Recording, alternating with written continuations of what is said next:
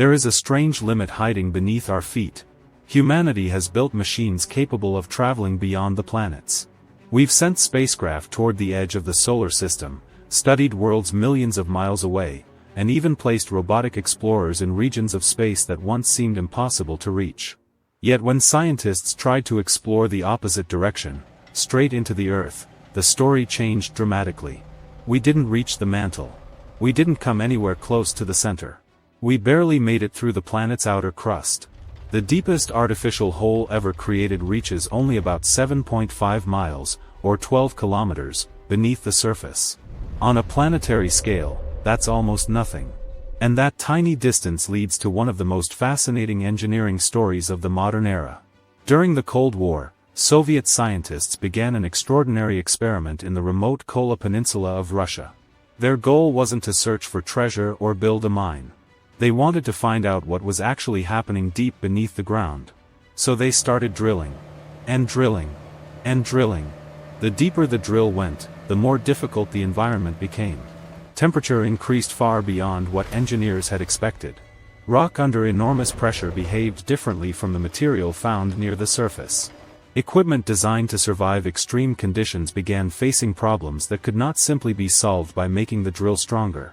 Eventually, the project reached a depth that remains unmatched by any other artificial hole. But here's where the story becomes especially interesting. You might assume that reaching greater depths is simply a matter of building a more powerful machine. It isn't. Space presents enormous distances, but once a spacecraft escapes Earth's strongest gravitational effects, it can continue traveling through an environment that is comparatively predictable. Underground, the situation is completely different. Every mile downward means more rock pressing from every direction. Heat rises. Pressure rises. The physical properties of the surrounding material begin to change. And unlike outer space, there is no empty path for a machine to travel through. The machine has to force its way through solid Earth. That's why exploring our own planet can sometimes be harder than exploring something millions of miles away. But Kola became famous for another reason too. Over the years, stories began circulating that scientists had lowered recording equipment into the borehole and captured terrifying sounds that supposedly resembled human screams. The internet later transformed this story into one of the most disturbing legends associated with deep Earth exploration. But the famous "Screams from Hell" story is not supported by credible scientific evidence. The actual discoveries from Kola, however, were fascinating enough without the horror story. Scientists encountered geological conditions that challenged some of their expectations about what existed deep underground. The project demonstrated something important. Earth is not simply a giant rock that becomes hotter as you dig down. Its interior is a complex environment governed by tremendous pressure, extreme temperatures, and geological processes that are difficult to reproduce or observe directly. And that's the real mystery. We can send machines across enormous distances through space. We can observe distant galaxies. We can approach the sun. But the planet beneath our own feet still keeps most of its interior hidden from us. The deepest hole humanity has ever drilled is only a tiny scratch on Earth's surface. So the question isn't simply, why did the Kola project stop? The bigger question is, what would actually happen if we tried to keep going? And what did the scientists learn during those 12 kilometers that made Earth's underground world far more complicated than anyone expected? That's where the story of the Kola Super deep borehole truly begins. The Cold War wasn't fought only with missiles, satellites, and nuclear weapons. There was another competition taking place far below the surface of the planet, one that rarely gets mentioned. Scientists in both the United States and the Soviet Union wanted answers to a basic but incredibly difficult question. What is actually hiding beneath Earth's crust? At the time, the two superpowers were competing in almost every major field of science and technology. The space race was becoming a global spectacle, but underground exploration offered another way to prove technological superiority. The Americans made one of the earliest serious attempts. In 1958, the United States launched Project Borehole, an ambitious plan designed to drill through the ocean floor and reach Earth's deeper layers. The location itself was important. Instead of drilling through kilometers of continental rock, scientists hoped that the thinner crust beneath the ocean would provide a faster route toward the mysterious boundary between Earth's crust and mantle. On paper, it was an extraordinary idea. In reality, the project ran into major technical and financial problems. Political support disappeared, funding was cut, and the project was eventually abandoned. The deepest hole produced by the effort was only around 183 meters. But the failure didn't end the race. It simply gave the Soviet Union an opportunity. More than a decade later, Soviet scientists launched an enormous drilling experiment in one of the most unforgiving environments they could have chosen. Their destination was the Kola Peninsula, in northwestern Russia, close to the Arctic Circle. This was not a comfortable laboratory environment. The region experiences brutal winters, extremely low temperatures, and long periods of darkness. Yet that remote location became the site of one of humanity's most ambitious attempts to penetrate the Earth. In 1970, drilling began on what would eventually become known as the Kola Super deep borehole. The objective was straightforward. Go deeper than anyone had ever gone and collect scientific information from the Earth's crust. At first, progress looked promising. The drill moved downward kilometer after kilometer. But deep drilling isn't like digging a tunnel. The deeper the equipment traveled, the greater the mechanical stress became. Temperatures increased, geological conditions changed, and keeping an extremely long drilling system operational became increasingly complicated. Still, the Soviet team continued. By 1979, they had reached approximately 9.6 kilometers, setting a new world record for artificial depth. But they weren't satisfied. The drilling continued. Eventually, the project crossed the 10-kilometer mark. Then 11 kilometers. And in 1989, the drill reached approximately 12,262 meters, or about 7.6 miles beneath the surface. At that moment, humanity had reached farther into Earth than ever before. And remarkably, that record still stands today. But reaching the record depth wasn't the end of the story. It was where the real problems began. Scientists had expected extreme conditions underground, but some of the measurements they obtained were far outside their original calculations. One of the biggest surprises involved temperature. Before drilling reached those depths, researchers had estimated that the surrounding rock would be close to 100 degrees Celsius, hot enough to create serious engineering challenges, but still within the range they had planned for. Then the actual measurements came back. The temperature was closer to 180 degrees Celsius. That was dramatically hotter than expected. And this wasn't simply a problem with making the drill stronger. At those temperatures, the behavior of the rock, drilling fluids, and equipment became much more difficult to predict. The deeper they went, the more Earth seemed to contradict the assumptions that had guided the project. The team had not simply reached a physical limit. They had entered an environment where the planet itself was becoming increasingly hostile to the technology being used to explore it. And this was only one of the discoveries waiting beneath the surface. The temperature wasn't the only thing that changed at extreme depth. At around 12 kilometers underground, the environment had become so hostile that the machinery itself was reaching its limits. Metal components were exposed to temperatures and pressures they were never designed to handle, while sections of the drilling system began deforming under the stress. But the most surprising obstacle wasn't the equipment. It was the Earth itself. Scientists had expected granite to remain extremely hard deep underground. At the surface, granite is one of the toughest common rocks, and breaking through it requires enormous force. Deep beneath the surface, however, extreme heat and pressure completely change how rocks behave. Instead of acting like a rigid block, the surrounding material can begin behaving in a much more ductile way. For the drilling team, this created a nightmare. Imagine drilling a narrow hole through solid rock, lowering your equipment deeper, and then discovering that the walls of the hole are slowly squeezing back toward the opening. That is essentially what happened. When sections of the drilling equipment were removed, the surrounding rock could deform and partially close the passage behind it. In other words, the deeper they tried to go, the more difficult it became to maintain the very hole they had spent years creating. The Soviets attempted to continue beyond their record depth, but the deeper sections repeatedly became unstable. And this reveals something important about deep Earth exploration. The problem isn't simply reaching the rock.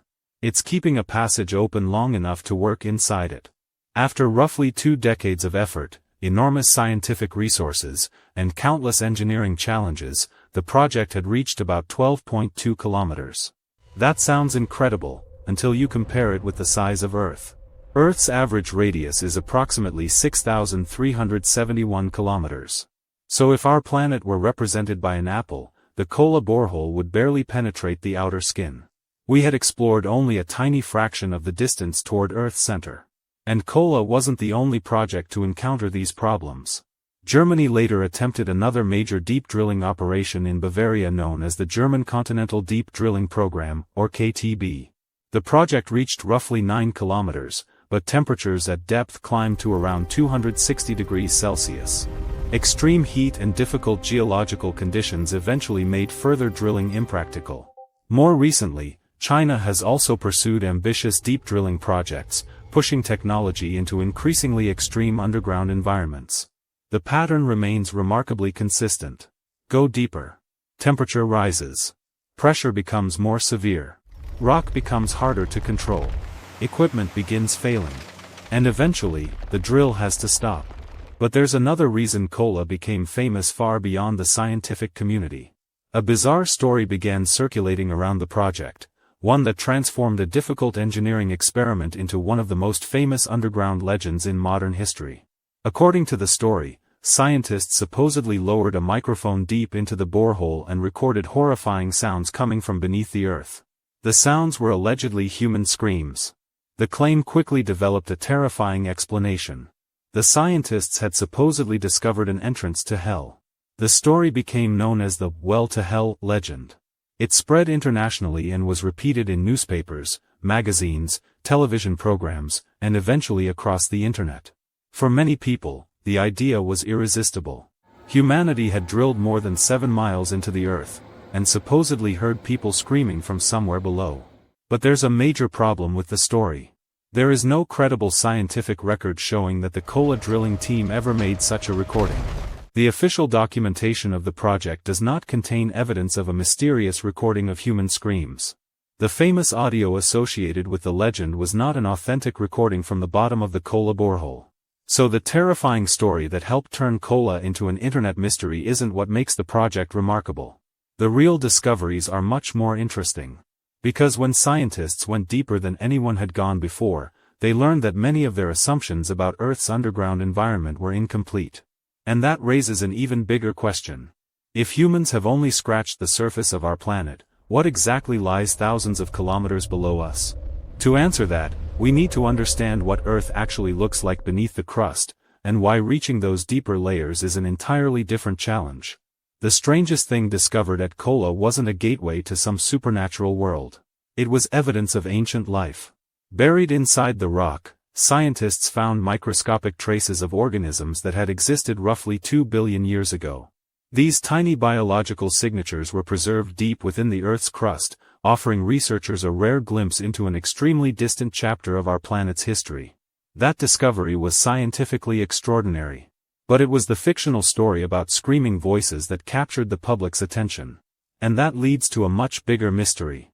If humans can't physically drill anywhere close to Earth's deep interior, how do scientists know what exists down there?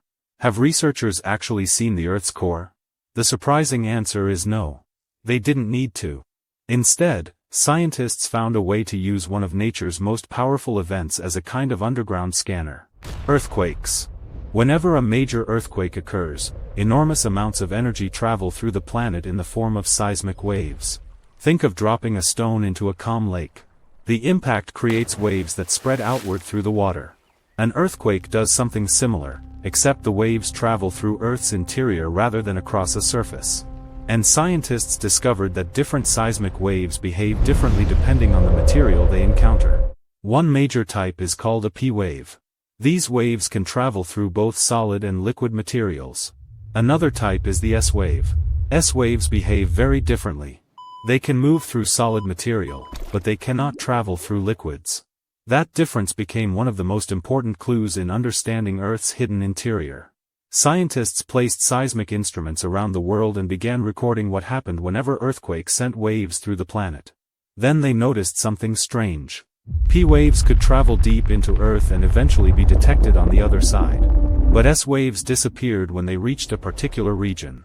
They didn't simply become weaker. They stopped propagating through that zone. That gave scientists an important clue. If S waves couldn't pass through it, the region had to contain liquid material. This evidence helped establish the existence of Earth's liquid outer core. But scientists weren't finished. P-waves behaved differently again when they reached the deepest regions of the planet. Their paths changed as they interacted with the material near the center. By studying these changes, researchers discovered evidence of another layer hidden inside the liquid core, a region that behaves as a solid. That became known as the inner core. So think about what scientists had accomplished. Humanity had drilled only a tiny distance beneath the surface. We had never physically traveled anywhere near Earth's core. Yet by carefully studying vibrations generated by earthquakes, scientists were able to reconstruct an extraordinary picture of what lies thousands of kilometers beneath our feet. No giant tunnel was required. No machine had to survive the journey. Earth itself was providing the data. Every major earthquake sends information traveling through the planet.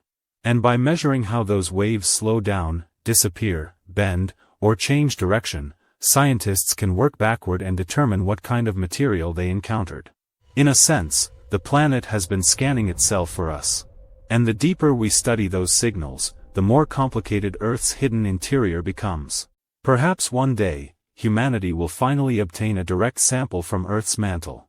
Until then, the deepest part of our own planet remains one of the greatest frontiers left to explore.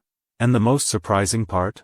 We don't have to look into the night sky to find an alien world. It's been beneath our feet the entire time.